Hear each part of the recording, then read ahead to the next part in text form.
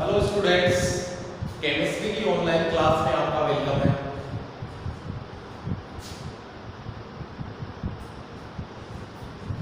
Chemistry की online class में आपका वेलकम है। प्रीवियस लेक्चर में अपन ने डिस्कस कर लिया था कार्बोक्सिलिक अम्ल के निर्माण की विधियां, जनरल मेथड ऑफ प्रिपरेशन, उनके निर्माण की विधियों को अपन ने क्या किया था, डिस्कस कर लिया था, पढ़ लिया था। आज अपन डिस्कस कर रहे हैं रासायनिक गुणधर्म, chemical properties of carboxylic acid. Carboxylic acid के रासायनिक गुणधर्म की कार्बोक्सिलिक अम्ल किस प्रकार से रासायनिक अभिक्रियाएं दर्शाता है, वो आज अपन डिटेल में स्टडी करेंगे। तो देखिए बेटा, कार्बोक्सिलिक अम्ल मेनली अगर अपन बात करते हैं तो दो प्रकार की अभिक्रियाएं दर्शाता है। एक एल्किल समूह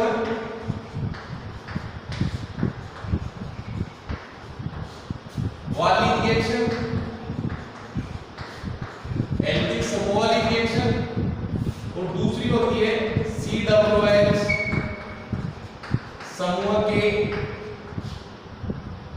समूह वाली रिएक्शन। तो मेनली क्या होगा बेटा, कार्बोक्सिलिक अम्ल आपके पास दो प्रकार की रिएक्शनें दर्शाएगा। दो प्रकार की कौन कौन सी? एक तो एल्किल समूह, जो कार्बोक्सिलिक अम्ल के साथ जुड़ा हुआ एल्किल समूह, उसके कारण होने वाली अभिक्रिया, और दूसरी COOH समूह के कारण होने वाली अभिक्रिया। COOH समूह के कारण होने वाली अभिक्रिया आपके पास विभिन्न प्रकार की, वो अपन आगे डिटेल में पढ़ेंगे। तो देखो बेटा, पहले अपन ने स्टार्ट कर दी एल्किल समूह के कारण, समूह के कारण होने वाली रिएक्शन। एल्किल समूह के कारण कौन सी रिएक्शन, एल्किल समूह की उपस्थिति के कारण कौन सी रिएक्शन यहाँ पे आपको उपस्थित होती है, कौन सी रिएक्शन शो होती है। तो इसमें केवल एक रिएक्शन है बेटा, उसको नाम देते हैं अपन HBJ, hello-Volhard Zelensky reaction. HBJ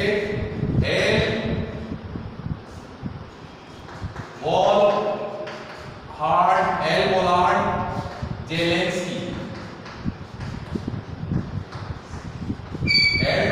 Zelensky reaction. इस अभिक्रिया को फेमस नाम दे देते हैं बेटा HBJ अभिक्रिया। क्या नाम देते हैं बेटा? HBJ अभिक्रिया। तो अब सुनिए, इस अभिक्रिया में क्या होता है। इस अभिक्रिया में जब कार्बोक्सिलिक अम्ल की अभिक्रिया, कार्बोक्सिलिक अम्ल की अभिक्रिया हेलोजन, क्लोरीन या ब्रोमीन से रेड फास्फोरस की उपस्थिति में करवाते हैं, तो कार्बोक्सिलिक अम्ल के अल्फा हाइड्रोजन का प्रतिस्थापन किसके द्वारा हो जाता है बेटा? हेलोजनों के द्वारा हो जाता है, और आपके पास हेलो एसिडों का निर्माण होता है। मतलब हेलोजन, एक हेलोजन हाइड्रोजन का प्रतिस्थापन कर देता है, जबकि दूसरा हेलोजन उसके स्थान पर प्रतिस्थापित हो जाता है। इस प्रकार हेलो एसिडों का क्या होता है बेटा? निर्माण होता है। इसी कारण इसको क्या कहते हैं? हेल-बोलार्ड जेलेंस्की अभिक्रिया। मतलब ये तो अभिक्रिया होगी, ये क्या होगी? अल्फा हाइड्रोजन के कारण, अल्फा H के कारण। किसके कारण होगी बेटा?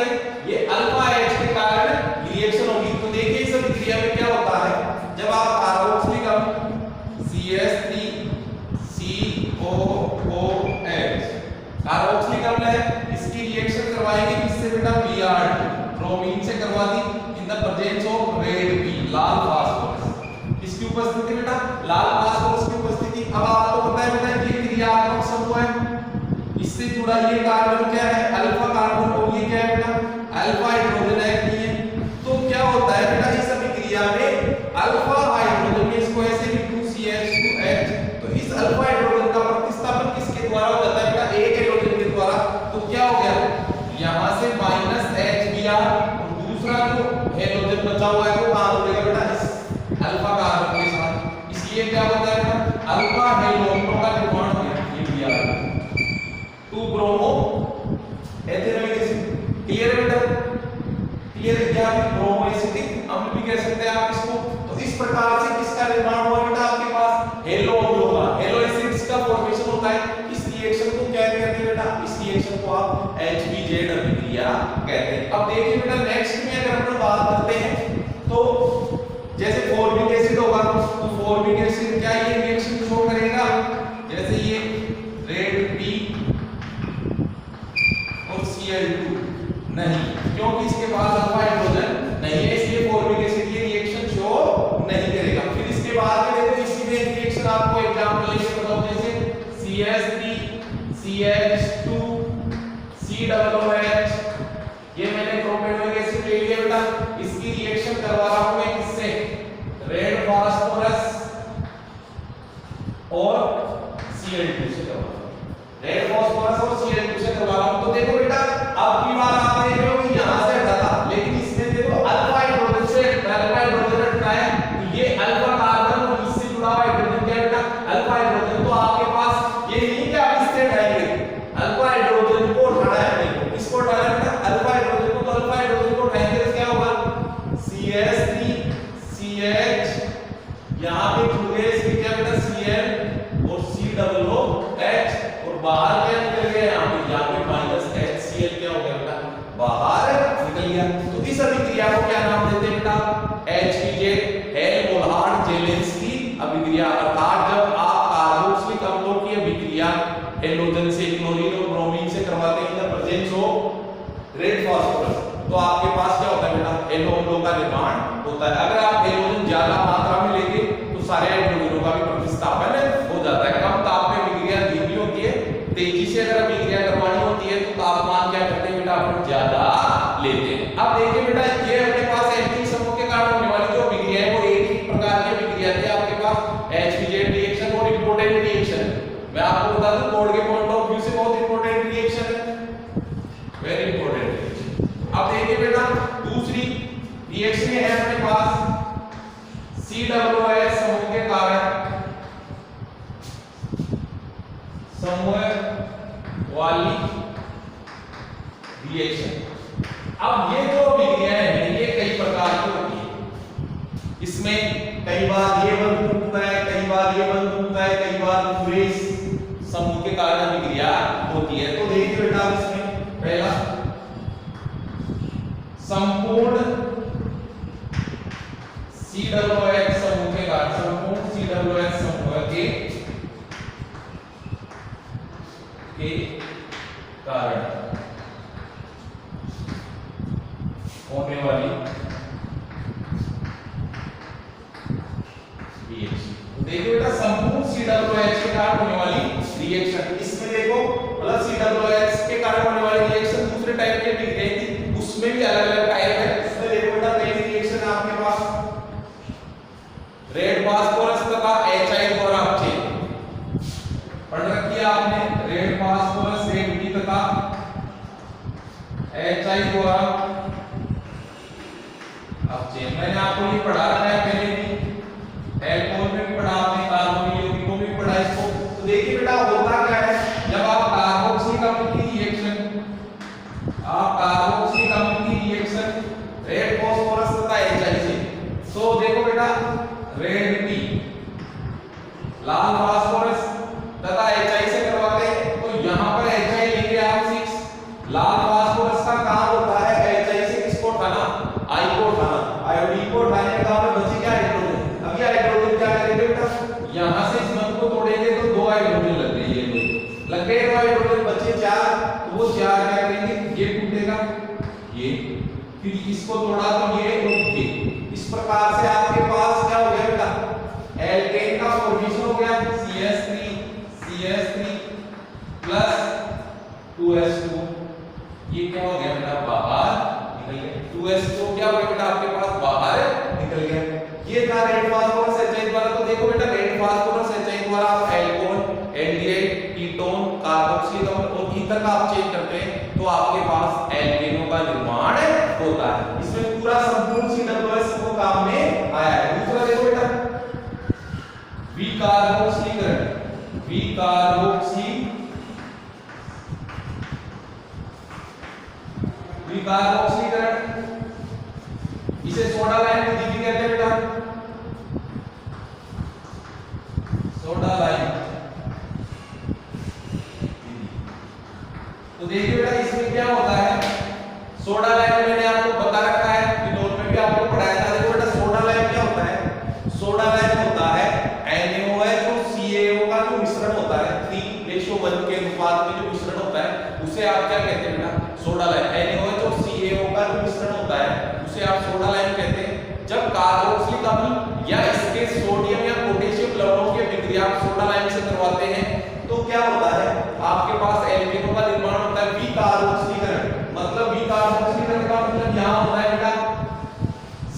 गैस का बाहर निकलना, कार्बोक्सिलिक समूह से क्या होता है बेटा, CO2 गैस का क्या होता है, बाहर निकलना। तो देखिए बेटा इसमें आपको मैं बताऊं, CH3COOH, यहां पे आप लेते हैं soda line NaOH plus CaO, soda line लिया तो क्या होगा बेटा, यहां से CO2 बाहर निकल जाती है, वो CO2 बाहर निकलती है लेकिन अपने को ऑक्टेन CO2 की फॉर्म में नहीं रहती है, सोडियम कार्बोनेट की फॉर्म में बाहर मिलती है। तो देखो बेटा क्या हुआ, CH4 प्लस यहां से ये रिएक्ट होगा Na2CO3, यहां पे CaO का काम होता है अभिक्रिया में जो मॉइस्चर होता है, नमी होती है, उसको क्या करना है बेटा, उसको ऑक्टेन करने का, मॉइस्चर को एब्जॉर्ब करने का काम कौन करता है, CaO, कैल्शियम ऑक्साइड। देखिए बेटा इस रिएक्शन को और बताऊं मैं आपको डिटेल में कैसे ये क्रिया पूर्ण हो रही है। तो देखिए बेटा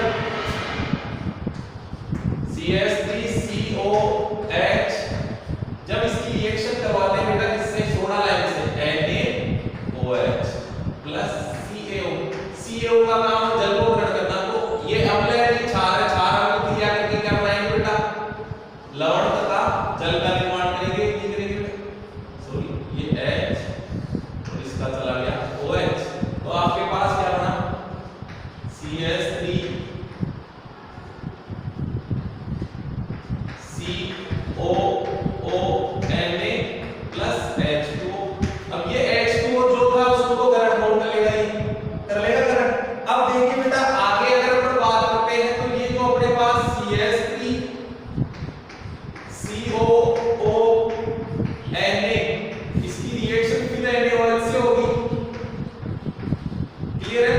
तो NaOH से रिएक्शन होगी तो क्या होगा बेटा, ये यहां से पूरा का पूरा इसके साथ Na2CO3 की फॉर्म में माइनस Na2CO3 बाहर निकल गया, और ये CH3 और ये क्या हो गया बेटा, CH4 का क्या हो गया, फॉर्मेशन। तो देखिए बेटा अभी कार्बोक्सिलीकरण, और इस अभिक्रिया में क्या होता है, इस अभिक्रिया में आपको जितने कार्बन का कार्बोक्सिलिक अम्ल लेते हैं उससे कम कार्बन की एल्केन, एक कम कार्बन की एल्केन क्या होती है बेटा, आपको प्राप्त होती है। तो ये कार्बन श्रृंखला को डिक्रीजिंग मतलब कार्बन श्रृंखला के अवरोहण में भी क्या होती है, काम में आती है, विग्रेव पोटेंट रिएक्शन है। तो इसमें क्या होता है बेटा, सॉल्ट से स्टार्ट करेंगे तो तुरंत अभिक्रिया होगी, जब एसिड लेंगे तो पहले ये रिएक्शन होगी, फिर उसके बाद में आगे रिएक्ट होगी। तो इस प्रकार से आप बेटा कार्बोक्सिलिक जैसे ये है, बहुत बार सीधा क्वेश्चन पूछ लेता है, बेंजोइक एसिड है, इसकी रिएक्शन करवा दी NaOH प्लस CaO, तो आपको पता है बेटा NaOH प्लस CaO ये पूरा का पूरा इसके साथ जाएगा, is that clear, NaOH plus CaO, तो ये CO2 की फॉर्म में Na2CO3 बाहर निकलेगा, आपके पास क्या बनेगा, बेंजीन बनेगा प्लस Na2CO3। तो इसमें अगर ये है या इसका लवण है, जैसे मान लो ये है Na, तो ये क्या हो गया, ये सीधा इसके साथ जुड़ गया, इसके साथ जुड़ के क्या होगा, बाहर निकल गया, आपके पास किसका ऑक्टेन हो गया, आपके पास ऑक्टेन हो गया बेंजीन। अब देखो बेटा next reaction, second third reaction, सीमट अभिक्रिया। कौन सी रिएक्शन बेटा, सीमट अभिक्रिया। सीमट अभिक्रिया भी इंपॉर्टेंट रिएक्शनों में आती है बेटा, ये भी इंपॉर्टेंट रिएक्शन है, कार्बोक्सिलीकरण भी इंपॉर्टेंट है। तो सीमट रिएक्शन में क्या होता है बेटा, जब आप कार्बोक्सिलिक अम्लों की अभिक्रिया करवाते हैं इससे, देखो N3H, अलग ही नाम आएगा एक आपके पास N3H, हाइड्रोजोइक अम्ल बोलते हैं, इसे क्या बोलते हैं बेटा, हाइड्रोजोइक अम्ल बोलते हैं,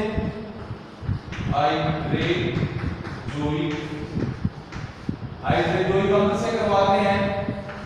तो देखिए बेटा क्या होता है, प्राथमिक एमिनो का निर्माण होता है, CO2 बाहर निकल जाती है, CH3 NH2 plus CO2 plus nitrogen gas की बाहर निकल जाती है। तो इस प्रकार से आपके पास क्या हुआ बेटा, आपके पास प्राथमिक एमिनो का निर्माण हुआ, और वो प्राथमिक एमिन कार्बोक्सिलिक अम्ल से एक कम कार्बन की होती है। तो इस अभिक्रिया को क्या नाम देते हैं बेटा, सीमट अभिक्रिया। जब कार्बोक्सिलिक अम्लों की अभिक्रिया में या अम्ल की उपस्थिति ले लेते हैं, सांद्र H2SO ले लेते हैं हल्का सा, कि जब कार्बोक्सिलिक अम्लों की अभिक्रिया हाइड्रोजोइक अम्ल N3H से करवाते हैं तो आपके पास प्राथमिक एमिनो का निर्माण होता है। इस प्रोडक्ट रिएक्शन। अब देखिए बेटा नेक्स्ट रिएक्शन है आपकी कोल्बे इलेक्ट्रोलिसिस।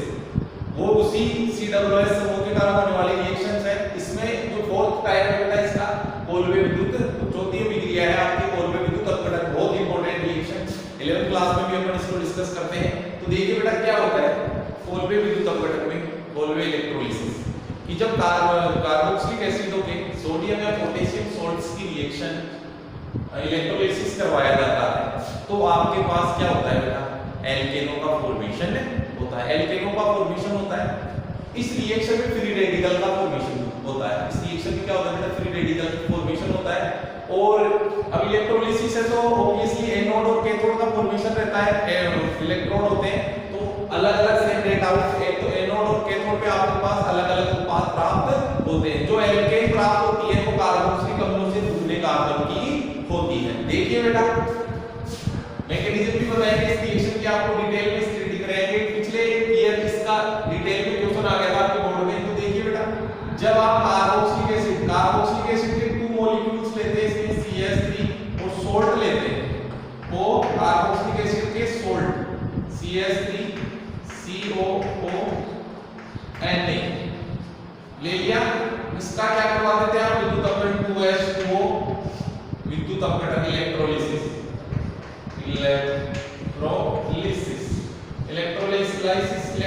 करवाते हैं। तो क्या होता है बेटा देखो ऐसा फॉर्मेशन होता क्या है आपके पास एक तो CH3 एल्केन प्राप्त होगी, साथ में क्या हो गया बेटा 2 CO2 कार्बन डाइऑक्साइड गैस बाहर निकलेगी, सोडियम वाटर के साथ रिएक्ट करके क्या हो जाता है 2NaOH प्लस हाइड्रोजन गैस क्या हो जाती है बाहर निकल जाती है। हाइड्रोजन गैस क्या होती है बाहर निकल जाती है। तो ये है आपके पास ये अभिक्रिया कोल्बे विद्युत अपघटन। अब इसमें क्या होता है इसका मैकेनिज्म देखिए बेटा मैकेनिज्म क्रियाविधि।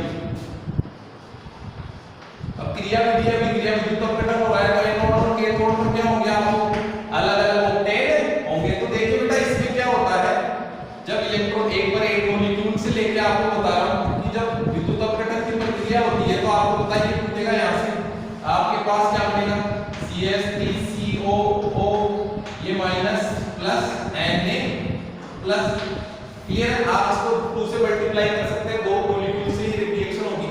तो क्या होता है देखो इसमें ये माइनस है ये प्लस है। माइनस है जो किस पे जाता है बेटा आपके पास एनोड पे जाता है तो प्लस कहां जाएगा बेटा कैथोड पे जाएगा। ऑब्वियसली एनोड प्लस का कैथोड नेगेटिव होता है। तो एनोड पर क्या होगा देखो बेटा एनोड पर आपके पास ये पहुंचेगा CH3COO माइनस। क्लियर बेटा। तो देखिए यहां पर ये माइनस है इसका मतलब कितने 2 इलेक्ट्रॉन्स है। क्या है बेटा 2 इलेक्ट्रॉन्स है। तो ये क्या करेगा बेटा यहां से एक इलेक्ट्रॉन का त्याग करेगा। एक इलेक्ट्रॉन यहां से छूटेगा बाहर, एक इलेक्ट्रॉन निकला तो जैसे एक इलेक्ट्रॉन निकला तो आपके पास क्या हुआ CH3 C double bond O और यहां पे क्या बच गया बेटा एक इलेक्ट्रॉन बच गया। क्लियर बेटा एक इलेक्ट्रॉन बचा सिंगल इलेक्ट्रॉन बच गया यहां पे। क्लियर। अब ये जो सिंगल इलेक्ट्रॉन बचा हुआ है तो क्या होता है बेटा ये मुक्त मूलक बन गया। मुक्त मूलक का एक इलेक्ट्रॉन इधर तो इस बंध के जो 2 इलेक्ट्रॉन है उनमें से भी एक इलेक्ट्रॉन मैंने आधा खींच रखा है। इसका मतलब ये बेटा कि एक इलेक्ट्रॉन इधर एक इलेक्ट्रॉन इधर है। तो ये क्या हो गया बेटा यहां से ये इधर गया तो आपके पास क्या हुआ ये फॉर्मेशन हो गया। अब आपके पास यहां बताओ इसको यहां बता देता हूं मैं। यहां पे आपके पास ये CH3 मुक्त मूलक प्लस CO2 क्या होगी बाहर निकल गई। अब आप देखेंगे तो ये जो रिएक्शन है सॉरी मैं इसको यहां बताऊं आपको एक इलेक्ट्रॉन निकलने के बाद मैंने यहां दिखाया इससे एक इलेक्ट्रॉन त्याग करेगा तो एक इलेक्ट्रॉन निकल गया।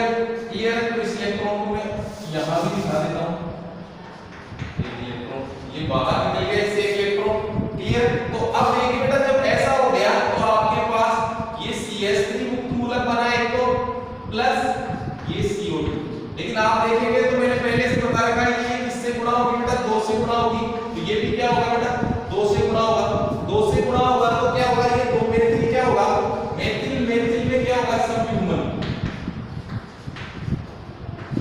कपलिंग होगी और कपलिंग से क्या होगा बेटा, मुक्त मूलक आपस में जुड़कर क्या बनाएंगे, एथेन का निर्माण करेंगे।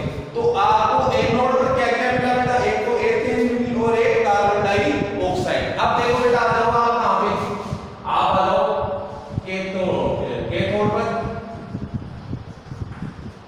कैथोड पर आ गया।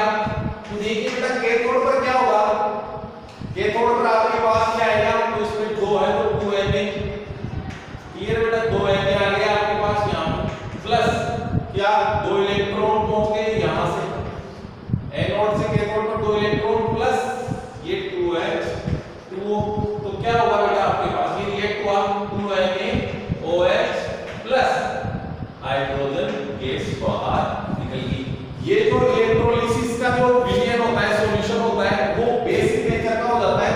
बेसिक नेचर का हो जाता है इसलिए हो जाता है क्योंकि वहां पर किसका फॉर्मेशन होता है बेटा, सोडियम हाइड्रोक्साइड का फॉर्मेशन होता है। तो इसमें ये भी पूछा जा सकता है कि एनोड पर क्या बनता है और कैथोड पर क्या बनता है। संपूर्ण विक्रिया ये है, मैकेनिज्म इसका क्या है बेटा, इस प्रकार से मैकेनिज्म पूर्ण होती है कि यहां से एक इलेक्ट्रॉन, ये देखो माइनस आया तो माइनस का मतलब 2 इलेक्ट्रॉन रहते हैं नेगेटिव चार्ज, तो अब यहां से एक इलेक्ट्रॉन हटा तो ये मुक्त मूलक बना। अब इस बंध में भी 2 इलेक्ट्रॉन है तो एक इलेक्ट्रॉन ये, एक इलेक्ट्रॉन ये, तो यहां डबल बॉन्ड, तो ये बॉन्ड फ्यूजन हो गया, यहां से मुक्त मूलक बने। इन मुक्त मूलकों में संयुग्मन कपलिंग हुई, संयुग्मन हुआ, कपलिंग हुई और कपलिंग के फलस्वरूप एल्केन बन गई और यहां कैथोड पे आपके पास ये रिएक्शन। तो इस प्रकार से आपके पास COOH समूह की जो विक्रिया है उसमें पहली रिएक्शन संपूर्ण COOH समूह के कारण होने वाली विक्रियाएं समाप्त हो गई है। दूसरे प्रकार की देखो बेटा रिएक्शन है, वो आपने पढ़ के रखी है, एल्कोहल के टाइम में पढ़ी थी, देखो वैसी रिएक्शन है। COOH समूह के C और OH समूह के विखंडन वाली रिएक्शन, विखंडन वाली विक्रिया, विखंडन रिएक्शन। तो देखिए बेटा इसमें क्या होता है, इसमें आपको मैंने पहले ही बता रखा है PCl3 PCl5 तथा SOCl2 से क्रिया, ये आपने एल्कोहल में पढ़ी, फिनोल में पढ़ी बेटा। अब यहां पर भी आएगी क्योंकि ये OH समूह विघटित होगा इसमें भी। तो देखिए पहले देखो CH3COOH, PCl3 से करवाएंगे तो PCl3 से ये 3 मॉलिक्यूल्स लेंगे तो ये टूटेगा यहां से, तो आपके पास क्या हो जाएगा, ये C क्या बन गया आपके, acid halide CH3 CO Cl plus H3PO, ये हो गया। नेक्स्ट देखिए PCl5 से CH3COO, ये PCl5 PCl से Cl Cl Cl Cl, तो PCl5 जहां भी होता है वो आपको पता है क्या निकालेगा, POCl3 बता रखा है आपको। ये बॉन्ड यहां से टूटेगा,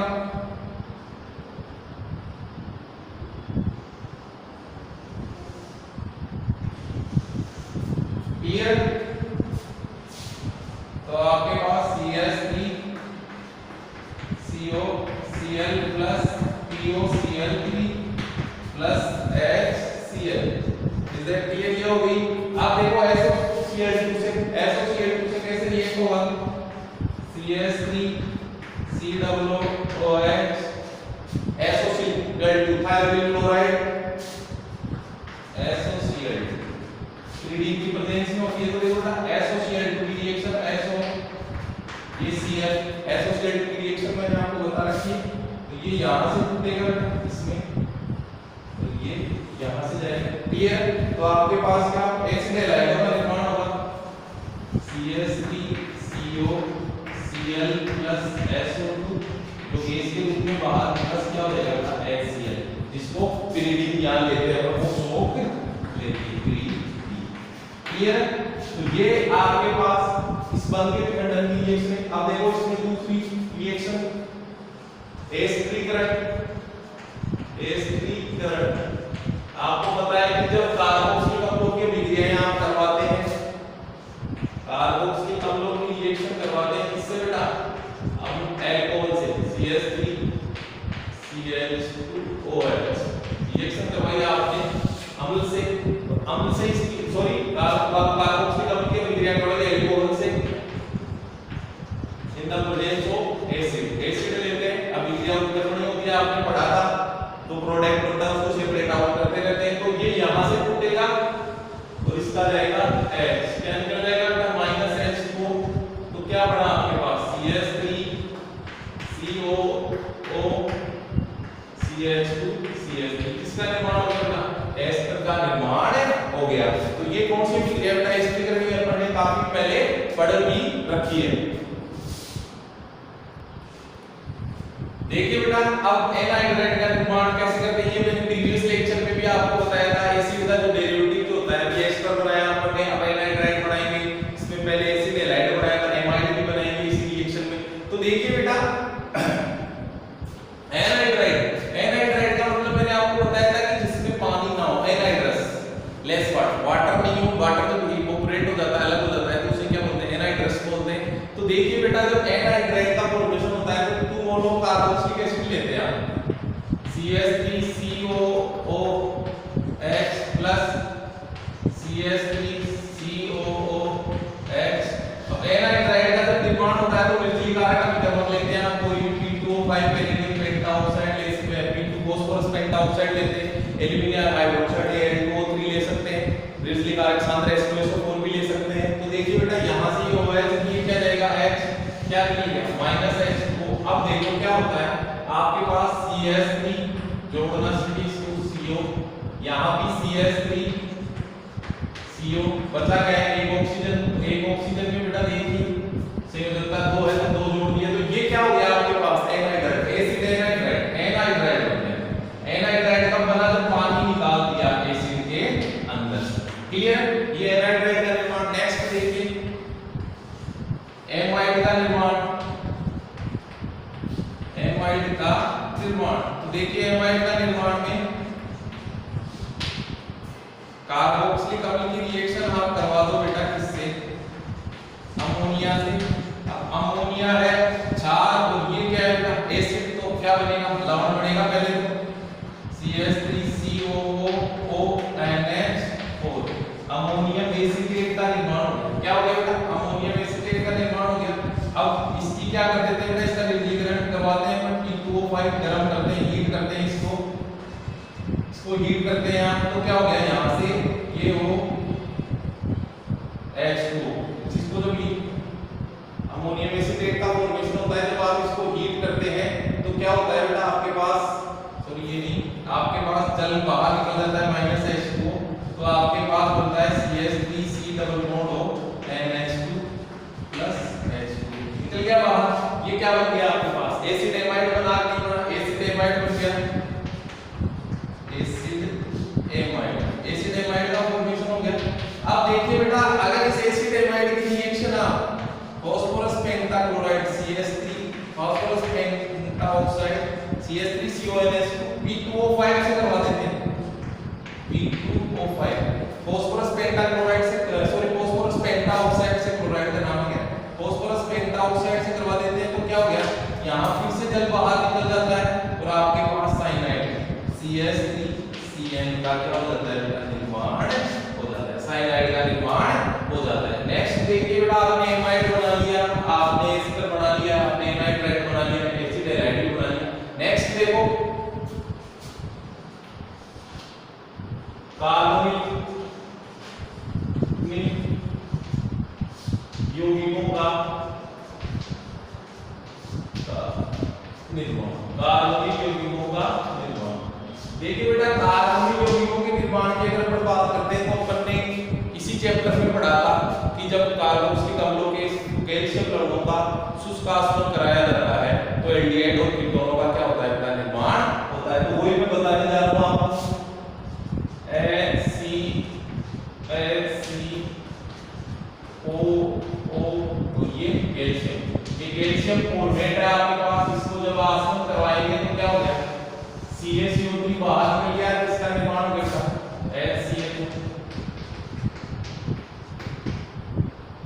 CaCO3 कैल्शियम कार्बोनेट बाहर निकल गया सॉरी HClCO और वेंटिलेट का निर्माण हो गया। ऐसे ही आप एसीटोन और एल्डिहाइड और भी का निर्माण कर सकते हैं। कैल्शियम एसीटेट ले लिया,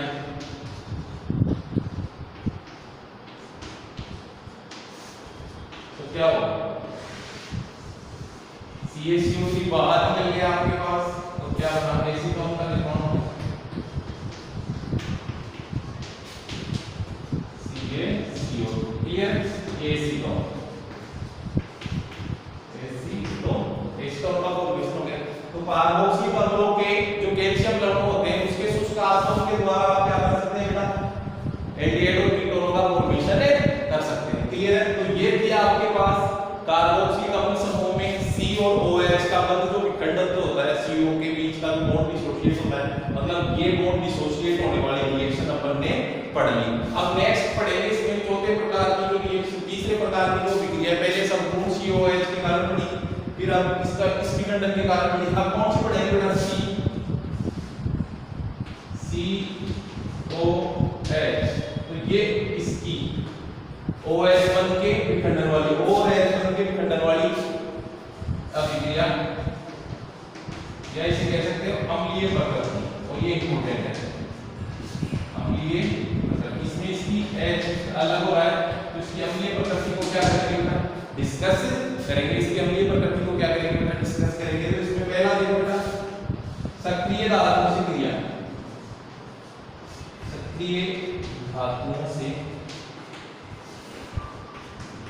देखिए बेटा सक्रिय धातुओं से क्रिया की अगर अपन बात करते हैं तो कार्बोक्सिलिक अम्ल सक्रिय धातु जैसे सोडियम, पोटेशियम, मैग्नीशियम और कैल्शियम से रिएक्शन करके किसका निर्माण करता है बेटा, लवणों का निर्माण करता है और साथ में हाइड्रोजन गैस मुक्त करता है। जो शो करता है इसकी अम्लीय प्रकृति को बताया था कि जब किसी टेस्ट ट्यूब में आपने कोई लिक्विड ले रखा है उसमें आप सोडियम मेटल डालेंगे तो वहां पर क्या होगा बेटा, एक गैस निकलती है, और अगर उस गैस की अगर टेस्टिंग करनी हो ये गैस कौन सी निकल रही है तो उसकी प्रणाली के ऊपर आप एक तीली, माचिस की तीली, जलती हुई तीली ले जाएंगे तो वहां पे पॉप साउंड आएगा जो बताएगा कि हाइड्रोजन गैस है, और जब हाइड्रोजन गैस निकलती है इसका मतलब ये दर्शाता है कि वो जो कंपाउंड है वो कैसा है, अम्लीय प्रकृति रखता है।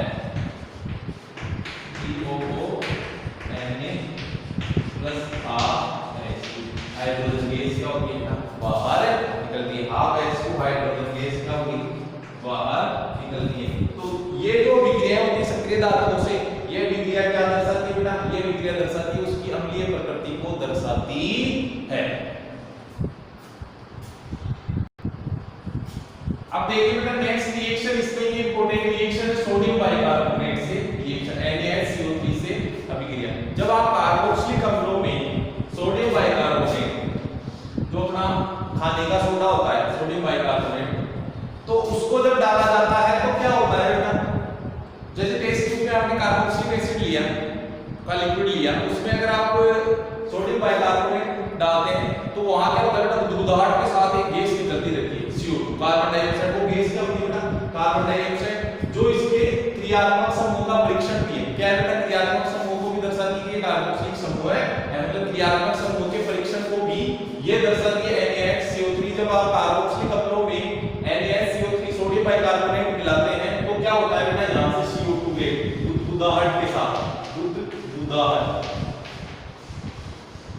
के साथ बाहर निकलती है, जो क्या होता है बेटा, कार्बोक्सिलिक अम्लों का परीक्षण भी होती है। अब कार्बोक्सिलिक अम्ल अम्लीय ज्यादा होता है इसलिए सोडियम बाइकार्बोनेट से रिएक्शन कर लेता है, बट देखो मैं बताऊं आपको फिनोल जो होता है मैंने बताया था वहां, ये NaCO3 से रिएक्शन नहीं करता है, क्लियर। ये इसकी अम्लीय प्रकृति का हम ऊपर डिस्कस करेंगे नेक्स्ट, जो इसी चैप्टर में है अपने, जब नेक्स्ट लेक्चर रहेगा उसमें अपन डिस्कस करेंगे।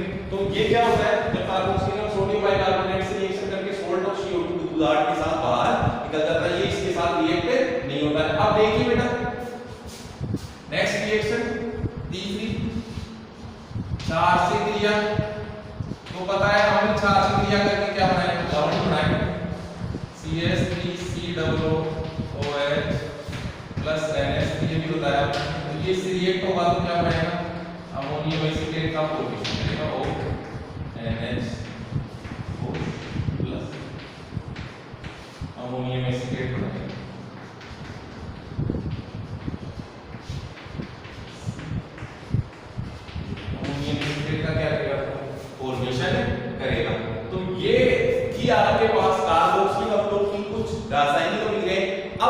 अपना इस चैप्टर का रिमेनिंग पार्ट है वो है बेटा acidity of carboxylic acid, carboxylic अम्लों की अम्लीय प्रकृति। वो अपन लास्ट लेक्चर जो लास्ट चैप्टर का जो लास्ट पार्ट बचा हुआ है आपके पास वो अपन नेक्स्ट लेक्चर में इसको कंप्लीट कर देंगे। और ये चैप्टर अपना क्या हो जाएगा बेटा कंप्लीट।